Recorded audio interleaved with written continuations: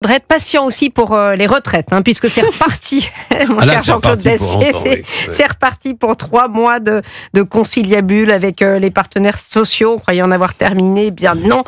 Le président de la Cour des comptes a aujourd'hui rendu son rapport, commandé il y a quelques semaines par Matignon. Sébastien Ligné, vous avez appris plein de choses pendant l'occasion de ce rapport. 3 éléments importants selon moi. 1, la réforme Borne n'a servi absolument à rien, à part nous faire perdre encore du temps.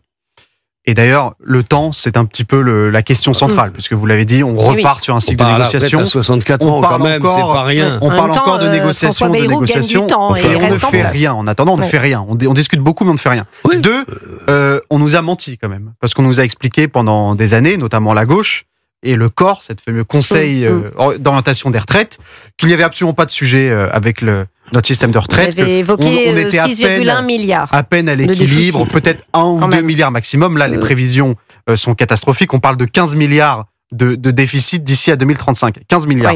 Oui. Et troisièmement, parce que c'est quand même ça. 30 milliards après. 15 milliards, à l'horizon 2030 et 30 milliards par la suite. Et ça prouve une nouvelle fois, et c'est quand même ça, je pense, le plus important, qu'on ne pourra pas résolver notre déficit budgétaire sans un débat sérieux sur notre système de retraite. Et le problème, Jean-Claude, c'est qu'on n'en parle jamais. On a eu 2 mois de débat budgétaire, 2 mois. C'est pas moi qu'il faut convaincre. On n'a pas parlé une seule fois des retraites. Pas une seule fois. C'est-à-dire que on a. Il faut quand même se rappeler que les retraites, les dépenses de retraite, c'est 340 milliards d'euros par an. Absolument. C'est 15% de notre PIB. Et on a passé 2 mois sur notre budget. On n'a pas mentionné une seule fois la question des retraites. Et c'est ça le plus dramatique. Même la droite se couche. Cher ami, dans le coût des retraites annuelles, on a fait semblant de ne pas voir, c'est l'habileté de M. Moscovici et de son organisation, que en plus de ce déficit de quelques milliards qui s'annoncent et qui vont faire des petits dans les années qui viennent, il y a 45 ou 46 milliards par an qu'il faut ajouter que le budget de l'État paie, c'est-à-dire notre argent, pour les retraites des fonctionnaires, qui partent 14 000 euros par jour. Et qui partent plutôt que nous, qui partent avec un salaire qui est encore plus gratifiant que nous, 85% du salaire, j'en passe, et des meilleurs. Et ils ont aussi la préfond, qui est la retraite par capitalisation, ceux qui le souhaitent. Ça fait beaucoup. Donc, quand j'entends les syndicats dire « on ne touche pas à l'âge de la retraite », ça me fait de la peine. Bien sûr qu'on a un problème grave, parce qu'il y aura de plus en plus de retraités et de moins en moins d'actifs. Les syndicats peuvent dire ce qu'ils veulent. Ils racontent, pardonne-moi, mais n'importe quoi. Il va falloir travailler, mais pas que travailler plus longtemps et travailler plus. La classe politique dans son ensemble est aussi responsable. De la gauche à la droite, en passant la droite radicale, le centre, on peut appeler ça ce qu'on veut. Vous dites qu'on n'en a pas parlé, mais vous savez pourquoi on n'en a pas parlé. Le RN et la gauche sont main dans la main, ils peuvent faire tomber évidemment le gouvernement à cause de ce sujet. Surtout qu'il y a une crainte qui est partagé dans l'ensemble de la classe politique, c'est qu'il ne faut surtout pas se fâcher avec l'électorat retraité. Alors là, attention. Parce que sans l'électorat retraité, on ne peut pas gagner l'élection présidentielle. Donc on refuse le débat. On refuse le débat. Alors que tous les pays en Europe, dans le monde, sont en train de repousser progressivement l'âge à la retraite. On parle de 67 ans en Allemagne.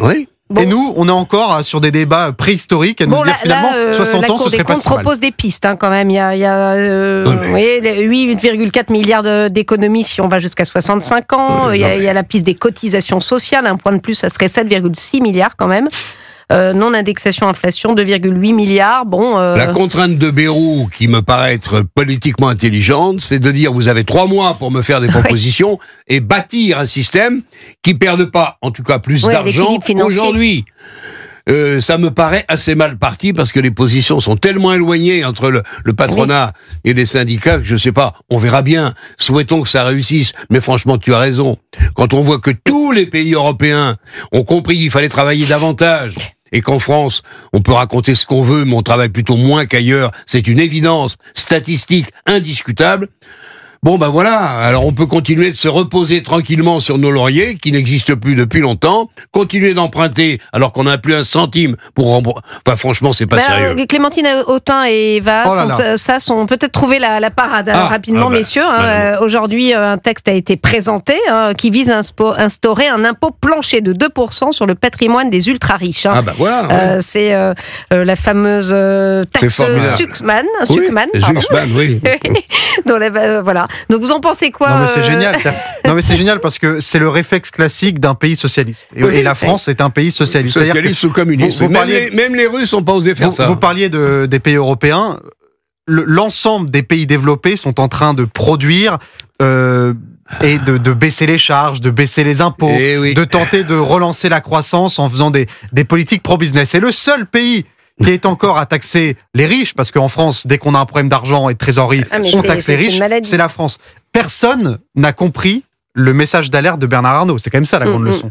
Et on en est encore, on l'a vu il y a même pas un mois à l'Assemblée nationale, il a été comparé à un rat qui quitte le navire par Marine Tondelier, me semble-t-il. Exactement. Oui. Et au même moment à l'Assemblée nationale, on a l'ensemble des députés qui acceptent une contribution exceptionnelle aux grandes entreprises de l'équivalent de 41% de l'impôt sur les sociétés pendant un an. 41%. La France est le pays le plus taxé de l'OCDE, deuxième dans le monde entier, et ça gêne personne. Je n'aurais pas dit mieux. Mais bon, pour organiser le départ des quelques millionnaires ou milliardaires qui nous restent... On ferait pas mieux. Il n'y a pas mieux que la taxe, comment dites-vous, Zuckman. Bon, je sais pas d'où il sort, ce garçon. Si, c'est un économiste de gauche. Ah bah si c'est un économiste de gauche, absolument. Alors j'ai compris. Qui a son petit succès, manifestement. Alors il nous explique que c'est entre 15 et 25 milliards d'euros de recettes annuelles si on faisait ça. Mais il ne parle pas des conséquences...